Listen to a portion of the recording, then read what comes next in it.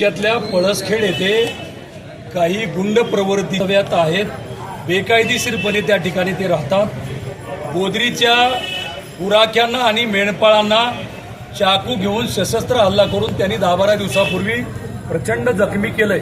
असं असताना पोलिसांनी चुकीच्या तक्रारीच्या आधारे मेंढपाळ आणि गुराख्यांवरती भादवी 307 म्हणजे भारतीय न्याय संहिता 109 प्रमाणे हाफ मर्डरचे गुन्हे दाखल केलेत आणि जातीवाचक शिवीगाळ केल्याचे अॅट्रॉसिटीचे गुन्हे दाखल केलेत। हे चुकीचे गुन्हे प्रशासनानं काढून घ्यावेत आणि चाकू हल्ला ज्यांनी केलाय त्या चाकू हल्ला करणाऱ्या गुंडांवरती भारतीय न्याय संहिता 109 प्रमाणे हाफ मर्डरचे गुन्हे दाखल करावेत आणि बेकायदेशीरपणे वास्तव्याला असणाऱ्या त्या गाव गुंडांना त्या ठिकाणाहून काढावं आणि त्या भागातलं जे शांत वातावरण अशांत करण्याचा प्रयत्न, कायदा आणि सुव्यवस्थेचा प्रश्न निर्माण करण्याचं जे षडयंत्र तिथं करतायत ते थांबवावं ही मागणी घेऊन आम्ही आज या तहसील कार्यालयावर मोर्चा काढला होता।